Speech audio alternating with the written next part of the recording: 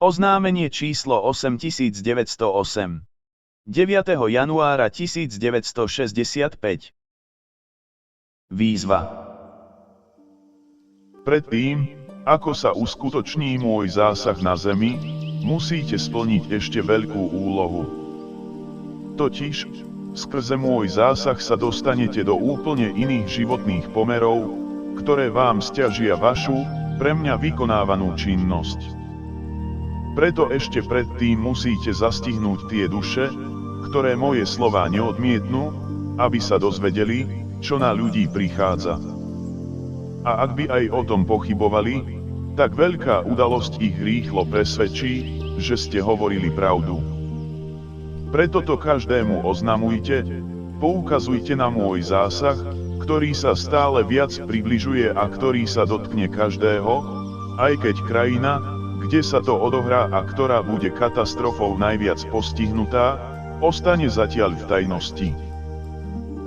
Kladiem vám na dušu, aby ste vždy a všade poukazovali aj na túto obrovskú prírodnú udalosť, kde ľuďom budete oznamovať moje slová. Je nevyhnutné, aby sa tým raz každý zaoberal, aby sa ich to osobne dotýkalo a podľa ich vnútorného zamerania si aj primerane ku tomu mohli pre seba načerpať silu a útechu ku tejto nastávajúcej udalosti. Nech sú o nej informovaní všade, kde sa moje slová dostanú a nech sa ľudia všade dozvedia, že pred čím stoja, aj keď im to padne zaťažko, aby tomu uverili. Ale keď sa táto udalosť udeje, spomenú si aj na zakrátko na to prichádzajúci koniec, lebo čo príde zhora, z kozmu, toho tvorcom nemôže byť ľudská vôľa. Touto udalosťou si želám znova osloviť ľudí, chcem ich zobudiť zo smrteľného spánku, v ktorom sa nachádzajú a ich pohľad nasmerovať na mňa, ku tomu, s ktorým sa môžu vždy spojiť skrze vrúcnú modlitbu. Teraz budem hovoriť hlasitým slovom, lebo mojej tichej reči načúvať nechceli a príjmem aj tých, ktorí ešte pritom ku mne trafia. Týmto si zachránia svoju dušu, a to aj vtedy, keď sa ich telo stane obeťou katastrofy, ak predtým kričali ku mne o pomoc a uznali jedine mňa za tú moc, voči ktorej boli a sú vystavení a pred ktorou sa majú pokloniť, podvoliť sa jej. Vyzývam všetkých, aby tieto moje slová ľuďom pripomínali a aby sa nebáli, že by ich tým azda znepokojovali. Lebo aký úžitok z toho majú, ak so zavretými očami kráčajú v ústrety na nich sa rútiacemu nešťastiu, na ktoré si potom pre seba nebudú vedieť dať žiadne vysvetlenie. Ale ak im ešte predtým poviete, že aký je účel tejto katastrofy a čo ňou chcem dosiahnuť, ak im poviete, že je to niečo, čo sa istotne udeje, tak sa tým niektorí ľudia budú predsa len cítiť dotknutí a aj keď tomu hneď neuveria, z ich mysle sa to nevytratí. Už budú vedieť, že keď sa to stane, bude to taká udalosť, ktorú na ľudí zošle moja vôľa a dozvedia sa aj to, že moje slovo je pravda a takto potom uveria aj v príchod konca. Treba sa pokúsiť urobiť všetko, aby ľudia vo mňa verili.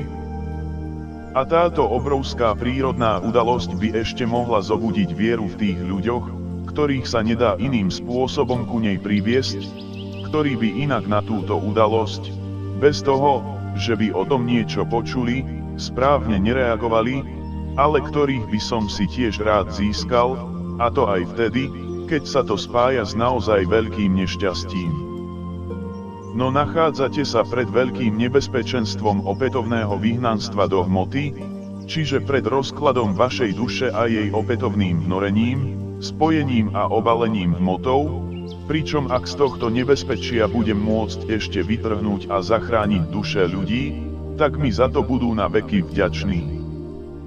Táto prírodná udalosť sa totiž udeje v priebehu jednej noci, kým vyhnanstvo v hmote trvá po večnosti, kvôli čomu to je ďalekosiahle hroznejší osud. Je pravdou, že s katastrofou na vás prichádza nesmierne utrpenie, Ale toto utrpenie si bude môcť každý sám pre seba zmeniť na priateľný stav, ak dokáže vo mňa veriť, lebo ja som pánom života, ako aj smrti. Môžem vám poskytnúť, čoho máte za potreby, no takisto vám aj môžem zobrať, čo zo svojej slobodnej vôle nie ste ochotní odovzdať. Nezameškajte teda oboznamovať vašich spoluobčanov, že pred čím stoja. Aby nikto potom nemohol povedať, že on o ničom nevedel. Ľudia tomu nechcú uveriť, že by koniec mohol byť už tak blízko, no pritom aj z písma by mohli vyčítať príchod tejto katastrofy, ako aj úplného konca. Ale neveria, že čas už na to nadišiel. Veď zo všetkého budúceho sa raz stane súčasné a predpovede tým spejú ku svojmu naplneniu, pričom tento čas je už blízko. Amen.